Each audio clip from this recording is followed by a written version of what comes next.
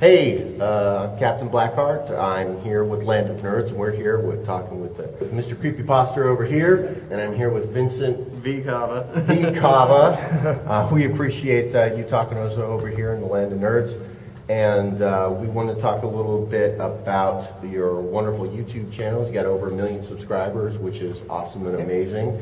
I hope we can attain to that number one day. Just finished off that you're telling everybody how to become better YouTubers out there. If you could maybe mention a few things about how you got to where you are today, I appreciate it. Yeah, one of the things I talked about, like in the panel, is actually setting up your schedule and kind of treating your YouTube channel, especially if you want to be like a successful, like a professional YouTube channel. Setting up your schedule and making sure that you're treated kind of like a job. So you always have deadlines for yourself that you have to be able to meet. Those are generally going to be your posting days, and finding out what posting days work best for your audience, and kind of reaching out to your audience as well to be able to find out what works for them and then meeting that expectation. Another big thing was talking with people. Talking with people is a really big thing because it helps people recognize you. It helps your audience recognize you as a friend, not just a voice, not just like a person on the screen, but actually somebody they can relate to. Those are like some of the bigger tips. Well, that's really cool. Can you tell me a little bit more about your channel? I know you do kind of a creepy, I've seen some of your stuff where you're doing reviews and things like that. How did you kind of get to where that was your niche? Oh, well, it was luck. I met like one of our authors, like Vincent here. Vincent, you've published 5 books now, yeah? Yeah, 5 books. He's become like really well known on Reddit through like the No Sleep forums and everything. Thanks to authors like him, I was able to just start narrating stories and kind of making like audio adaptations of works that he does. Very, very cool. How long, I know you had mentioned in the panel that you do a lot you used to do stuff on Windows Movie Maker. And I know that now you're using Vegas. We here at Land of Nerds, we actually use Premiere Pro. Oh, cool. And what's your editing process like? Like sometimes for our longer videos, it could take weeks to do. What's your guys' editing process as far as time is concerned? It's usually I can get out a video in about like maybe about 4 or 5 hours. But that was back when I was just doing everything on my own. Now I actually have an editor who takes care of most of the workload. Whenever it comes down to like cutting out and cleaning the audio, creating a good amount of scores, Cody. He's like in all the descriptions of my videos. And it kind of just, I can focus a lot more on like also tying in the visuals, working on thumbnails and things like that. So now it kind of cuts the process down. At least on my end, I'm able to get one done in about like 3 to 4 hours kind of thing.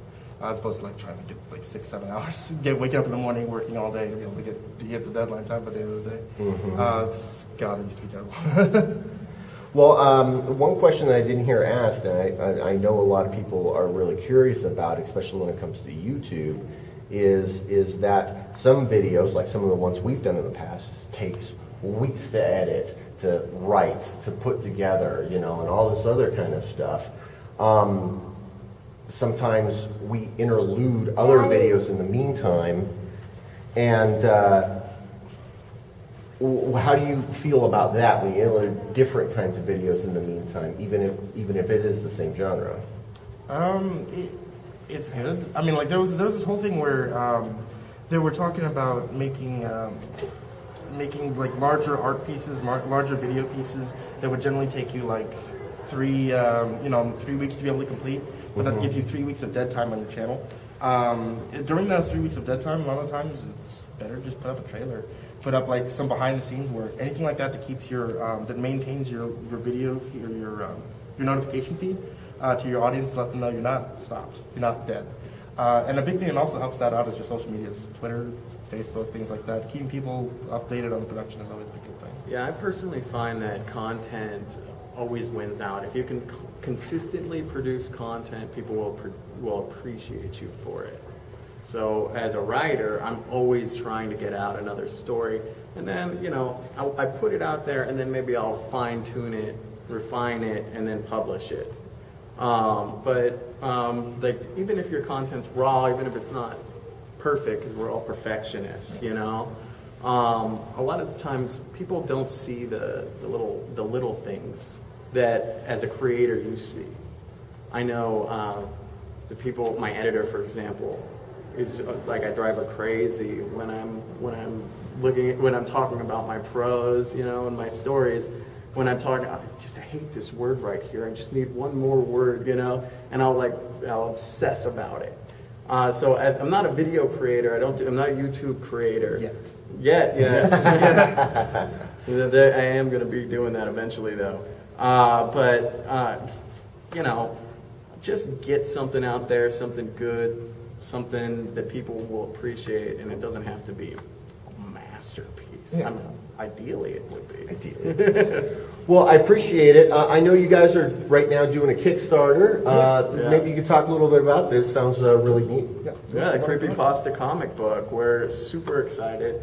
It's the first full-length horror comic based on internet horror. So it's a 48-page graphic novel, and we've taken a lot of those horror stories from the internet, The Rake, for example, and we've allowed those to influence us to write and create these new stories. We've got one that's influenced by The Rake. We've actually spoken to the creator of that and been given the blessing and all that. That we got in contact with him, and like he really likes the project. It's hard to track down. And then we have another one. Because the other half of this is we want to create original new stuff. So we have basically two stories that we're telling. And it's been like a very long time with the creepypasta genre. It's been a very long time since we've had a new monster kind of pop up in like this pantheon of characters, and like we managed to create one that. At least I think it's like a wonderful, it's like, freaky, new addition to and it, I think it's going to resonate well with people. And the coolest thing about it, especially for all of Mr. Creepypasta's fans, is his avatar, so to speak. You'll see him on the banner. Is actually sort of a Crypt Keeper-esque character in the comic, MC, if you will. Love the Crypt Keeper. Yeah. Oh, yeah. Quick question, just so we're all on the same page. You said something that I thought was a really interesting word that I don't think people are really know very well, and that you said internet horror. What's the difference between what you would think is horror and internet horror? Why use that word as internet horror? Oh, that's a good question, right? Let me take that one. Yeah, Okay. Please, the writer of internet horror. Please. Yeah, somebody who's kind of like makes my money writing horror stories on the internet and building a fan base up from that, and then begging people to buy my books. I guess what I would say is internet horror is it's original. I mean, if you go back like to the famous monsters or like the Universal monsters, those have been around, you know, since Gothic horror days. Even before that, your vampires and your werewolves, you know.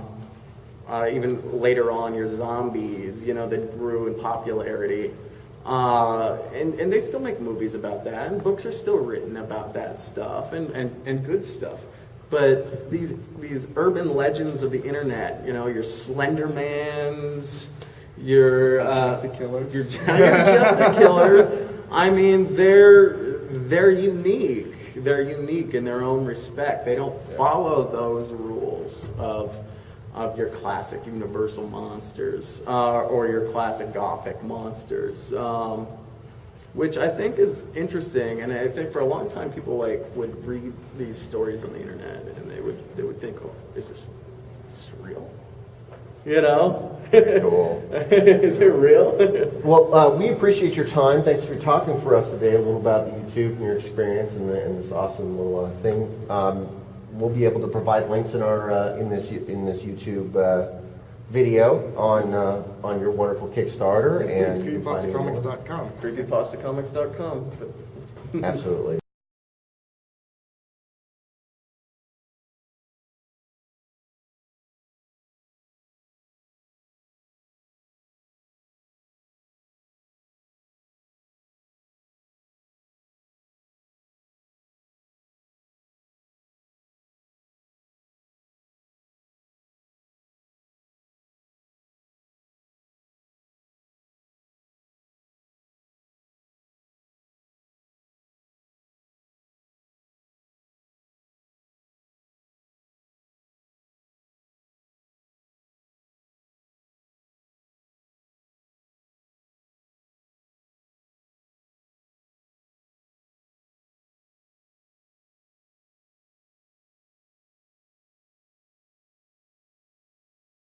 inspired